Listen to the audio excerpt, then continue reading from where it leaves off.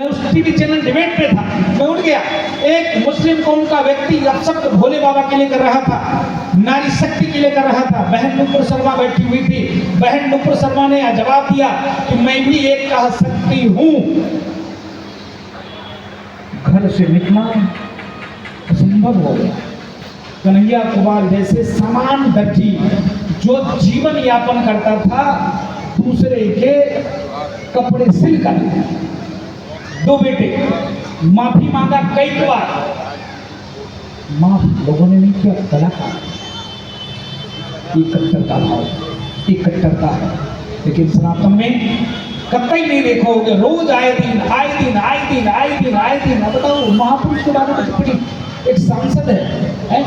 सांसद किसी पार्टी का नहीं, किसी दल का नहीं, किसी संप्रदाय का नहीं। जीतने के बाद, जीतने के पहले है किसी पार्टी का, लेकिन जब वो जीत गया तो सब उसके लिए बराबर है। मेहनत किया तब जाकर ये स्थिति उत्पन्न हुई है। ऐसे फ्री में नहीं आया। 1000 वर्ष तक हम चोरों के, गुलामियों के जंजीर में जकड़े रहे, नीचों के जंजीर में जकड़े रहे, अपराधियों की जंजीर में जकड़े रहे। अब बताओ, भी चल रहा था टीवी स्क्रीन पर, समझो 1.25 मन जनेऊ वो औरंगजेब तौलता था, तब वो पानी पीता था। आप समझो लाखों माँ बहन बेटियों की इज्जत लूटता था, हजारों मंदिरों को तोड़ता था। लेकिन आज भारत में डेमोक्रेसी है, आज संवैधानिक व्यवस्था है, यह देश संविधान से चलता है। चाहे वो हिंदू हो, मुस्लिम हो, सिख हो, ईसाई हो, किसी के साथ कोई दुर्व्यवहार नहीं हो रहा है। सब अमन चैन शांति से भारत में रहते हैं। आज मोदी जी का प्रभाव, योगी जी की विचार, योगी जी सबके लिए कार्य और काम कर रहे हैं। कोई भेदभाव नहीं है। इसी उत्तर प्रदेश में आज से 8-9 वर्ष पहले स्थिति आप लोगों ने देखा होगा। पहले तो पूरे देश के लिए मैं मंगल कामना करता हूँ इस सनातनी नववर्ष के लिए। और इस नववर्ष के पावन पर्व पर पूरे देश और दुनिया से राम भक्त सनातनी अयोध्या आते हैं। पूरे देश के लिए मंगल कामना है। अयोध्या में लाखों लाख श्री राम जन्मभूमि मंदिर के दर्शन के लिए, हनुमानगढ़ी के दर्शन के लिए सभी मंदिरों में जाकर पूजा करते, अनुष्ठान करते, अपने जीवन को धन्य करते हैं। क्योंकि यह पावन पर्व है ये नववर्ष का, और संघ शताब्दी वर्ष भी है। तो इस बार रामनवमी और भी जबरदस्त है क्योंकि पूरे देश से सनातनी अयोध्या है।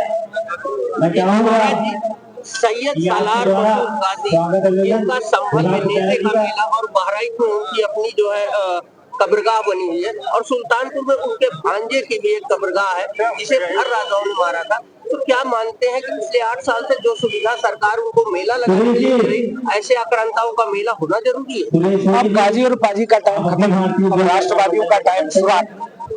गाजी है और यहाँ कुछ भवनपुर में वो पाजी का जो मेला लगता है, मैं शासन प्रशासन से निवेदन करता हूँ ऐसे चोर, नीच, लुटेरा, बलात्कारी, राष्ट्रद्रोही, मानवता द्रोही की मेला नहीं लगनी चाहिए। अभी तक जो पूर्ववर्ती सरकार लगा रही थी, अब इसको बैन करना चाहिए, बंद करना चाहिए और खत्म करना चाहिए। यह सभी सनातनी, सभी हिंदू और सभी भारतवासियों का यह मांग है कि ऐसे आतंकवादियों का मेला लगाना, ऐसे अपराधियों का मेला लगे जो लाखों मंदिरों को तोड़े हो, लाखों माँ बहन बेटियों का इज्जत लूटे हो, कत्लेआम किया हो, उसकी मेला लगना कहीं कतई अच्छी बात नहीं है। लेकिन मैं आभार व्यक्त करता हूँ अभी संभल में वहाँ प्रशासन ने रोक लगाई और रुका भी। महाराज जी दोहराने के पाकिस्तान होने के तैयार है, लगातार आजादी मांग रहे हैं। ऐसे में भारत की क्या भूमिका है? क्या भारत एक बार फिर पाकिस्तान के मजबूत भूमिका निभाने को तैयार है? पाकिस्तान का दोनों 3 टुकड़े होना चाहिए।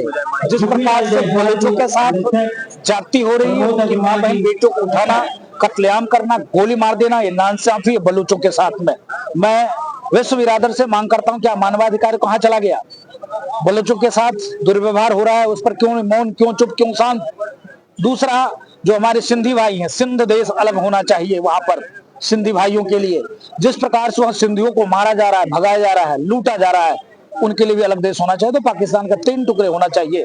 मैं देश के सचिव, प्रधानमंत्री और गृह मंत्री जी से मांग करता हूं कि अंतर्राष्ट्रीय संयुक्त राष्ट्र संघ में इस विषय को उठाकर और उस पर चर्चा करना चाहिए और चिंतन करना चाहिए। महाराज जी एक आखिरी सवाल, भारत की बढ़ती लोकप्रियता से पूरी दुनिया की निगाहें इसकी तरफ है, तो क्या मानते हैं कि यहाँ की शिक्षा में आमूलचूल परिवर्तन करते हुए इजराइल की तरफ शस्त्र शिक्षा को ही प्राइमरी लेवल से स्टार्ट करना चाहिए? अब देखिए, भारत में भी भारत का जो परिवर्तन आपको देखने को मिल रहा है, पूरे विश्व पटल पर भारत लगातार बहुत तेजी से स्थापित हो रहा है, चाहे चिकित्सा में, शिक्षा में, स्वास्थ्य में, व्यापार में, उद्योग में और एरोप्लेन से लेकर फाइटर तक सभी क्षेत्र में भारत बहुत तेजी से आगे बढ़ रहा है। देखिए, पूरा विश्व मोदी जी को गले लगा रहा है। मैं सिर्फ निवेदन करता हूं कि जो शिक्षा प्रणाली है, शिक्षा प्रणाली में शास्त्र और शस्त्र दोनों को प्रवेश होनी चाहिए, जिससे वातावरण भी सही होगा और हर व्यक्ति शास्त्र से जब परिपूर्ण होगा तो जो समाज में कुरीति है, कुप्रथा है, कुदृष्टि लोग डालते हैं, वो कम होंगे, खत्म होंगे। और जब शस्त्र से परिपूर्ण होंगे तो अपराधी, गुंडे, माफिया, देशद्रोही भारत पर नजर उठाकर देखेंगे नहीं। इसके नाते दो चीज समाहित शिक्षा में करना चाहिए। मान जी, एक सवाल सुल्तान की योगी जी ने बगल का ही जिला है और वहीं पर अब इसका नाम बदल नहीं पाया। नहीं, जबकि नगर पालिका ने इसका 5 साल पहले ही प्रस्ताव लेकर के इसको संशोधित कर चुका है। इस बात को अन्यथा मत लीजिएगा, जल्दी ही यह कुछ भवनपुर ही होगा या सुल्तानपुर नाम बदलेगा, क्योंकि योगी जी के विचार में है, उनके मन में है। हो सकता है कुछ टेक्निकल कोई भी प्रॉब्लम हो, वो अलग बात है, लेकिन जल्दी ही यह जिला कुछ भवनपुर ही होगा। इस पर आप लोग धैर्य बना के रखिए, लेकिन लो जगा के रखिए। क्रांतिकारी उद्घोष, क्रांतिकारी भाव और विकास के साथ साथ बदलाव जरूरी है, तो इसका नाम बदलना चाहिए। एक बातें उठती है कि वक्फ बोर्ड में बड़ी चर्चा होती है। पास बोर्ड है, वो तो शुद्ध रूप से वो जमीन हड़पने का बोर्ड है। जब देश, आपने सेकुलर बताया, क्या बताया आपने? सेकुलर हिंदू हिंदुस्तान, कटुए पाकिस्तान, लेकिन नहीं, यहाँ पर भी मुसलमान हैं, लेकिन फिर भी जिस प्रकार से इस्लामिक कानून में का बढ़ावा देना, वक्फ बोर्ड, इसके बाद मुसलमानों के और भी कानून लागू होना, ये अच्छी बात नहीं है। तो जब एक देश, एक विधान, एक संविधान, जब आपने सेकुलर बना दिया भारत को, तब फिर इस्लामिक कानून क्यों? इस्लाम के बहुलता इतना ज्यादा होने के बावजूद भी इस्लामिक को अल्पसंख्यक क्यों कहा जाता है? यहाँ पर तो और लोग अल्पसंख्यक है, उनको अल्पसंख्यक बोलना चाहिए। इस्लाम अल्पसंख्यक हो ही नहीं सकता, क्योंकि 39 करोड़ उनकी संख्या हो गई है। इसको आपको